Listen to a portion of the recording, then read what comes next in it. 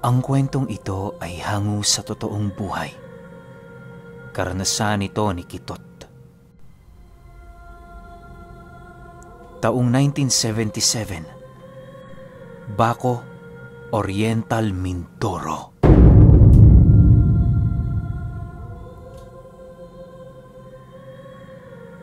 Itong mga panahong ito, kakauwi lang ni Kitot sa Baco galing Tarlac. Nagtrabaho siya doon ng ilang buwan para tumulong sana sa kanyang mga magulang.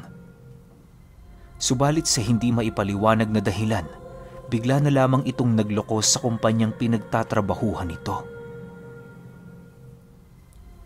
Sa pag-uwi ni Kitot sa kanilang lugar, hindi naman doon nag-alala ang kanyang mga magulang, gawa ng malakas naman ang pangangatawan nito kahit papaano. Iniwasan na muna nilang tanungin si Kitot ukol sa mga nangyari sa Tarlac, gawa ng naiirita ito pag naririnig niya ang lugar na minsan niyang pinagtrabahuhan. Isang linggo ang lumipas magmula noong umuwi yon sa kanyang mga magulang, naging maayos naman ang lahat. Palagi yung tumutulong sa mga gawaing bahay, kung kaya't hindi ito nakitaan ng anumang karamdaman ng kanyang mga kapatid. Inakala nilang nasa maayos na estado noon si Kitot, subalit dumating ang pagkakataon na bigla na lamang sumuko ang katawan nito. Isang araw, pagising ng kanyang mga kamag-anak, nadatnan na lamang siya nitong naghihirap na tumayo sa higaan. Napakainit din noon ang kanyang katawan na halos ikapaso na ng kamay ng kanyang mga magulang sa tuwing siya ay pinakikiramdaman nito. Kitot, kaya mo bang tumayo? Tanong ng kanyang ama habang pilit siya nitong inaalalayan. Nang marinig ni Kitot ang sinabi nito, pinilit naman niyang itayo ang kanyang katawan, pero inaabot siya ng labis na pagkahilo. Animoy sa tuwing igagalaw niya noon ang kanyang paningin, para siyang nasusuka. Napakabigat din ang pakiramdam niya na kapag nakaupo na siya, ayaw na niyang bumalik sa pagkakahiga. Labis kasi noong natatakot si Kitot, gawa ng tuwing hihiga siya, parang lulubog ang kanyang katawan. Dahil sa pangyayaring yon, pansamantalang nagkagulo naman ang kanyang mga magulang. Imbis sana na magtatrabaho sila noong araw, na ituon nila ang kanilang mga atensyon sa paghahanap ng manggagamot. Inabot din ng ilang oras ang paghahanap ng kanyang ama hanggang sa meron na itong maidala sa kanila. Sa pagdating ng manggagamot sa kanilang lugar, agad naman siya nitong inobserbahan. Una nitong ginawa, hinilot ang kanyang katawan bago siya nito tuluyang tawasin. Matapos itong gawin ng matanda, agad naman itong inilahad sa kanyang mga magulang na matagal na ang iniinda niyang karamdaman.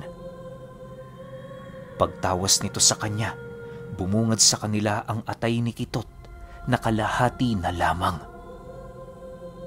Pagkakita doon ng albularyo, agad naman itong itinigil ang kanyang pagtatawas sa paniniwalang yun lang ang karamdaman ng nagpakonsulta sa kanya. Matapos nitong mapag-alaman ng karamdaman ni Kitot, agad naman itong kumuha ng iilan sa kanyang mga gamit para maumpisahan na ang gamutan. Habang hinihilot nito ang kanyang katawan, panay naman ang pagpapaliwanag ng matanda ukol sa maaaring nangyari sa kanya. Ayon dito, nasisiguro niyang inaswang itong si Kitot ilang buwan na ang lumipas. Maaaring hindi lang nito nararamdaman ang kanyang sakit dahil na rin sa kanyang katandaan.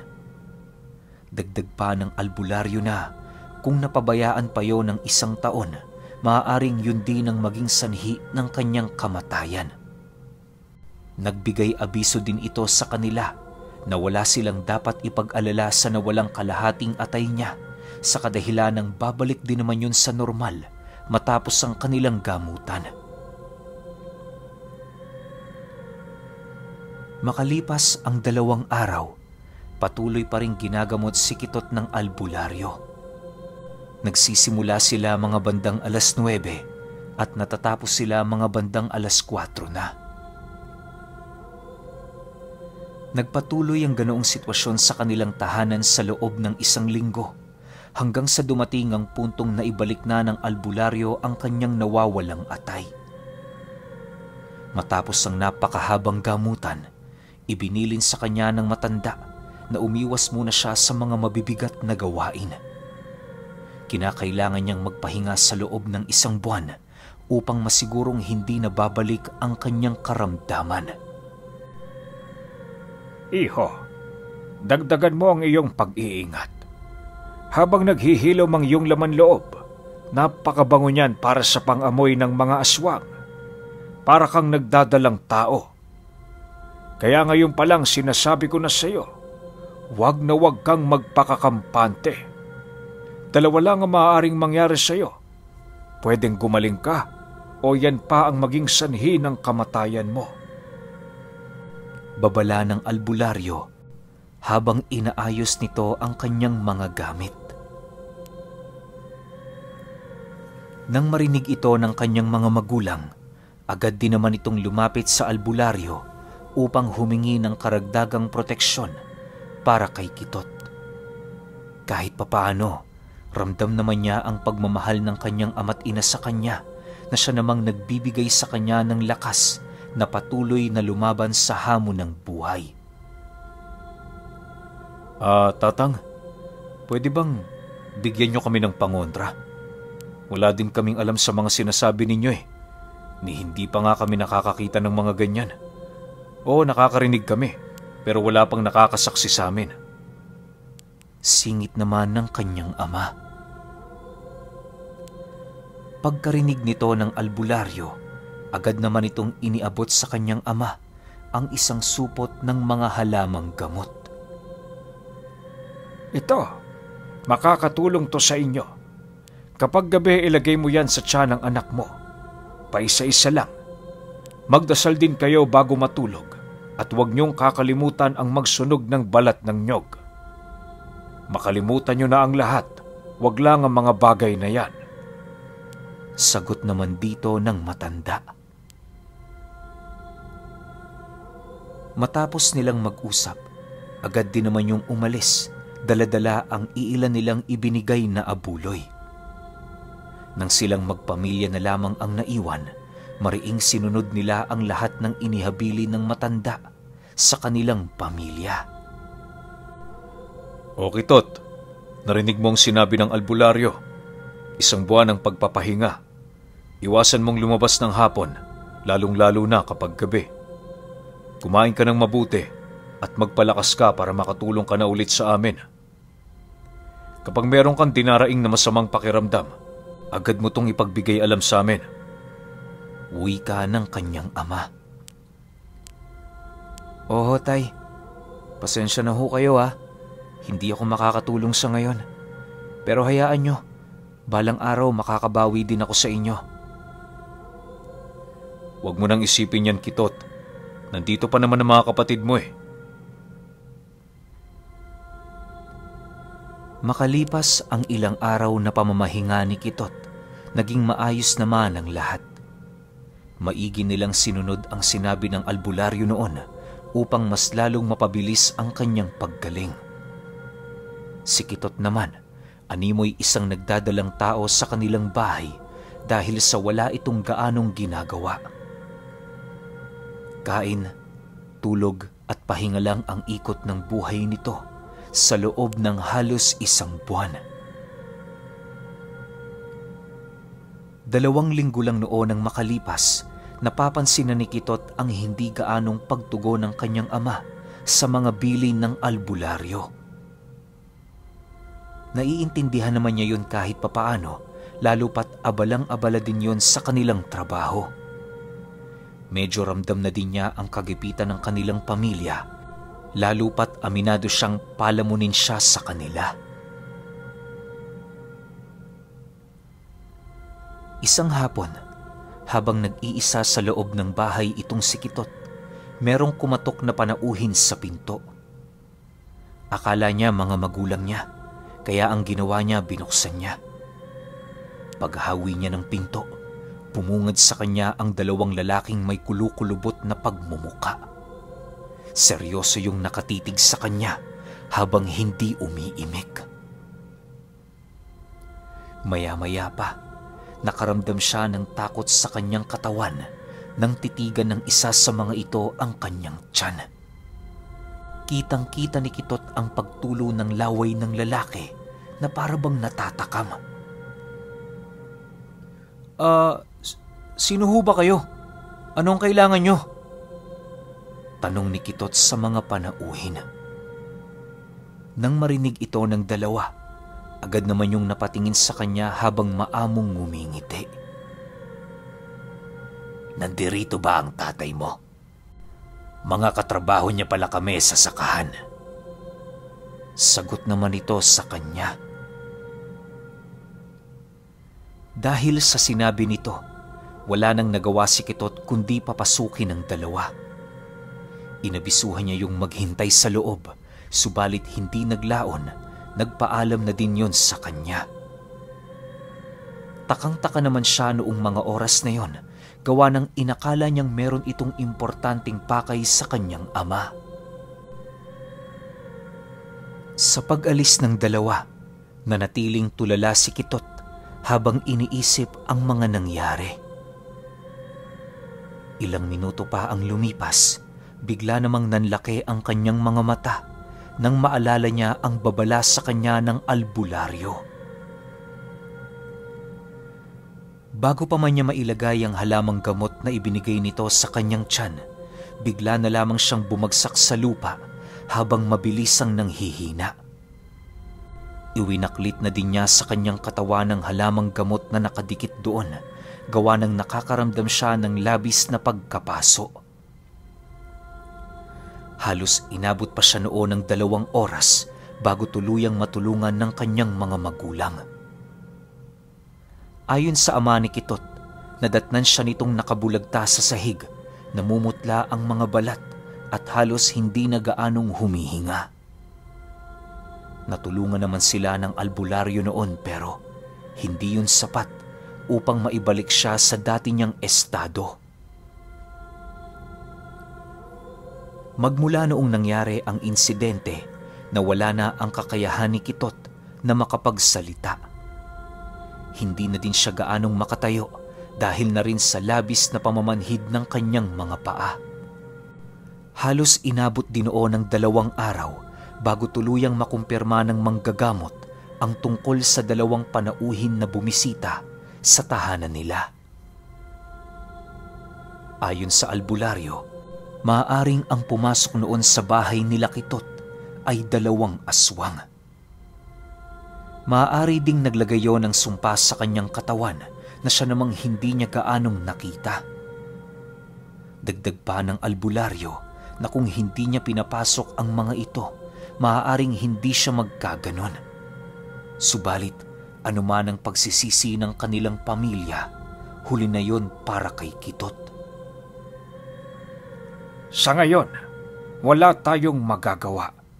Hayaan natin siyang magpasya para sa kanyang tadhana. Ang tanging magagawa lang natin, maghintay hanggang sa oras ng kanyang paggaling. Payo lang, Manong, maaari bang huwag mo ditong iwan ang iyong anak na walang bantay? Ikaw rin, baka sa mga susunod na araw, madatan mo siya ditong wala ng buhay. Hindi ako nananakot, nagsasabi lang ako ng totoo. Babala ng albularyo sa kanila. Matapos nitong maibigay ang mga impormasyong kinakailangan nilang gawin, agad namang umalis ang albularyo.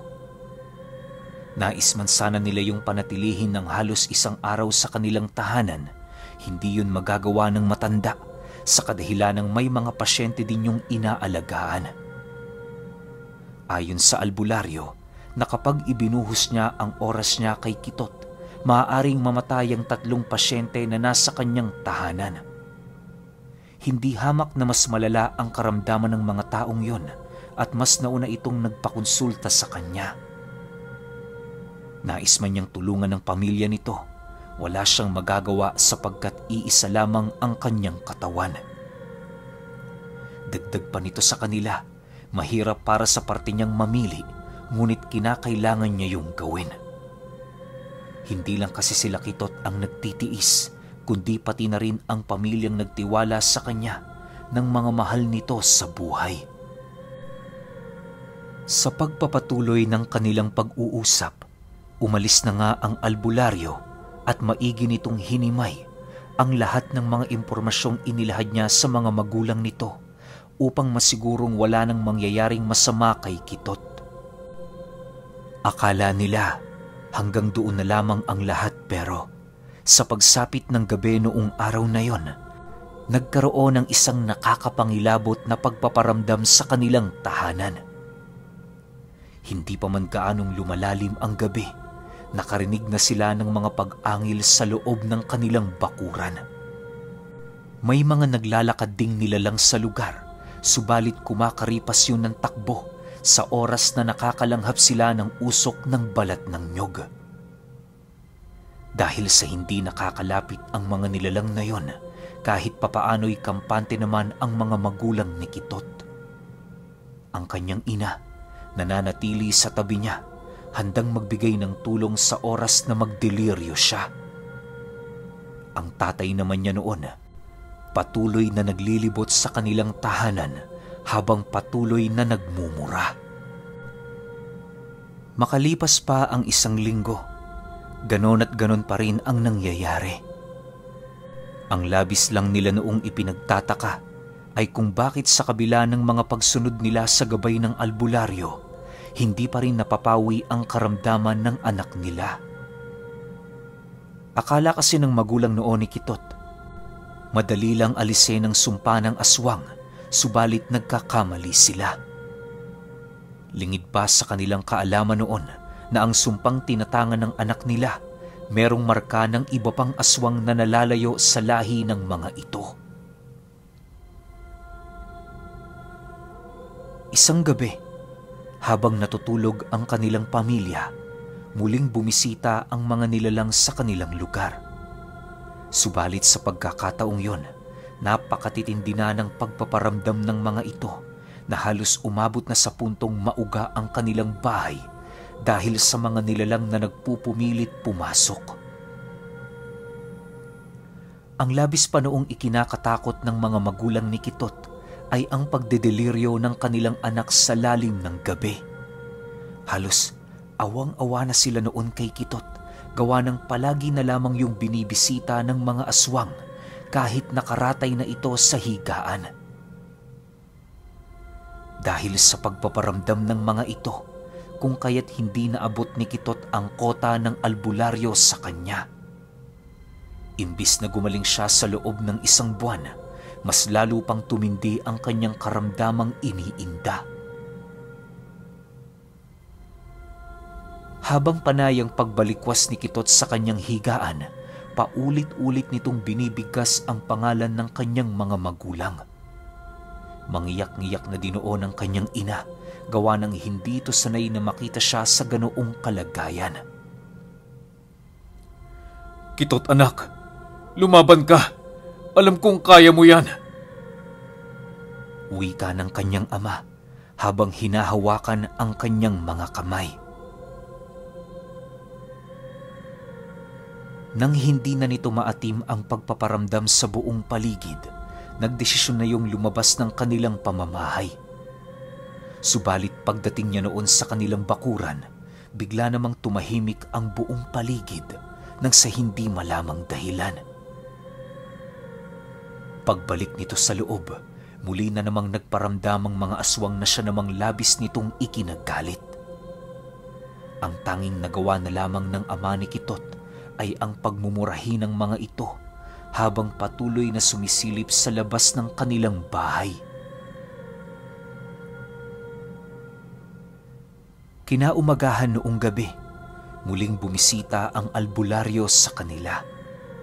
Pagsilay nitong labis nang nanghihina si Kitot, wala na itong nagawa kundi painumin ito ng katas ng mga pinaghalo-halo na mga halamang gamot. Labis tinuon ang pagkaawa sa kanya ng albularyo, gawa ng kitang-kita nito ang pangangayayat ng katawan ng binatilyo. Nanlulumo din itong nagtapat sa kanyang mga magulang na masyado nang malubha ang karamdaman ni Kitot para siya ay makaligtas. Ngunit sa kabila ng kanilang nalaman sa albularyo, nagpatuloy pa rin silang ipaglaban ang kanilang anak. Ayon sa ama nito, hindi sila titigil hanggat hindi pa huli ang lahat. Nakikita pa naman kasi nila noong lumalaban si Kitot, kaya walang rason para sa kanila ang panghinaan.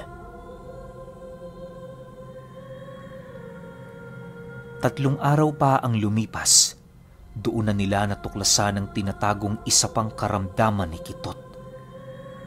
Pagbalikwas nila noon sa likod nito para palitan ng damit, tumambad sa kanila ang nagnanana nitong sugat na medyo malapit sa buto. Doon na din umalingasaw ang baho nito dahil sa dami ng uod na pilit na nagsusumiksikan sa laman. Matapos siyang masilayan ng kanyang ama, agad naman itong kumuha ng tela at walang tigil na dinukot sa sugat na yon ang napakaraming mga uod. Mangiyak-ngiyak itong kinukuha ng kanyang ama habang pinakikiramdaman ito ang pangingirot ng katawan ni Kitot.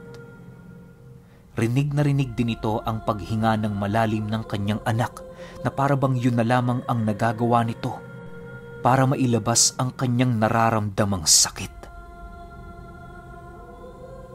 Kung hindi nyo kasi na itatanong, matapos ang pagbisita ng 2 lalaki sa bahay nila, medyo nawawala na din ang kakayahan ni Kitot na makapagsalita.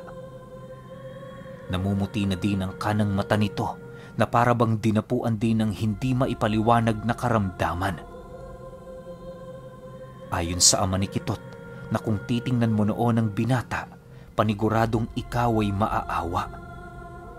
Isipin ninyo na sa loob lamang ng ilang linggo, butot balat na ang katawan nito, nagsisilagasan na ang mga ngipin, nawawalan na ng buhok, labis-labis na ang pamumutla, hindi na nakakatae, hindi na din nakakaihi, at lalong-lalo na, bihira ng kumain at uminom ng tubig.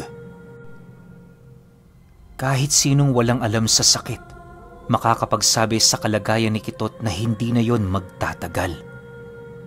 Subalit sa kabilang banda, pilit pa ring nagpapakatatag ang kanyang ama para sa kanya. 5 araw pa ang lumipas, patuloy pa ring hindi tinatantanan ng mga aswang si Kitot.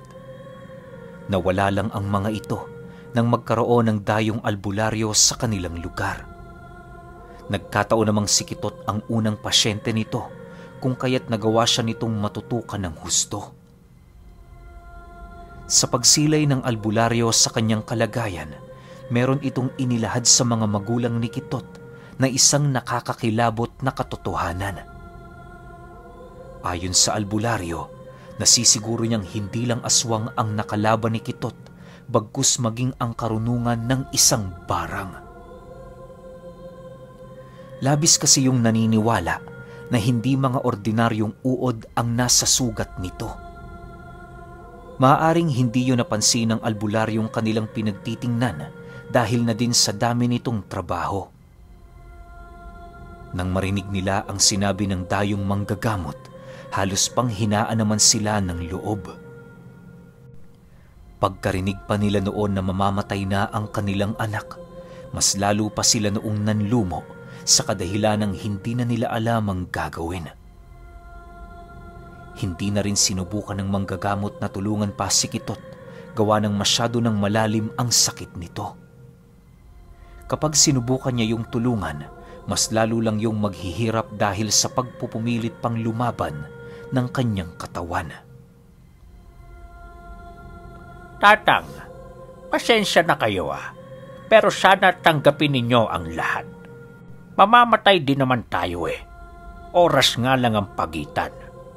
Naway huwag niyong sisihin ang albularyo sa nangyaring ito.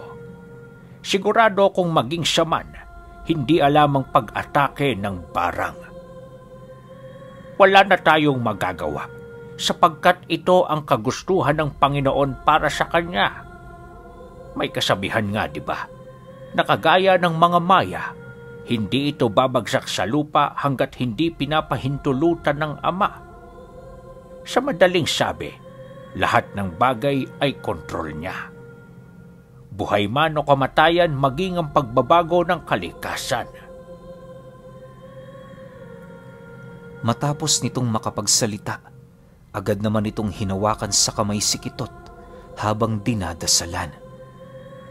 Inabot din ng isang araw ang kanilang pagdarasal bago ito tuluyang bawian ng buhay. Sa pagkamatay noon ni Kitot, napuno ng panlulumo ang kanilang baryo. Bago ito tuluyang malagutan ng hininga, kitang-kita pa noon ang iilan sa kanyang mga mahal sa buhay ang paglabas ng mga insekto sa kanyang katawan. Hindi na nila yun gaanong pinansin, gawa ng wala naman silang magagawa sa bagay na yon.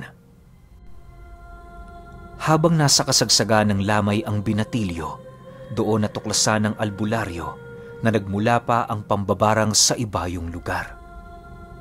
Maaaring nanggaling pa yun sa Tarlac kung saan minsang pinagtrabahuhan ni Kitot. Dagdag pa nito na wala na din silang magagawa para tugisin pa ang mambabarang sa kadahilan ng tapos na ang pagpapakapit nito ng sakit sa biktima niya. Hindi naman nila yon maaaring pasapiin kay Kitot noong nabubuhay pa, gawa ng wala ng lakas ang pangangatawan nito upang magpapasok pa ng karagdagang kaluluwa. Sa paglibing ng bangkay ng binatilyo, paunti-unti namang tinanggap ng kanyang mga magulang ang nangyari dito. Wala naman silang magagawa kundi umusad, lalo pat meron pa silang mga anak na pinapakain sa kanilang mga palad. Lumipas pa ang napakahabang panahon, patuloy pa ring sariwa sa ama ni Kitot ang nangyari sa kanya. Nagsilbi din yung leksyon sa kanila na huwag maging kampante sa mga lugar na dayo sila upang hindi sila matulad kay Kitot na hindi lang pang-aaswang ang naging sanhi ng kamatayan.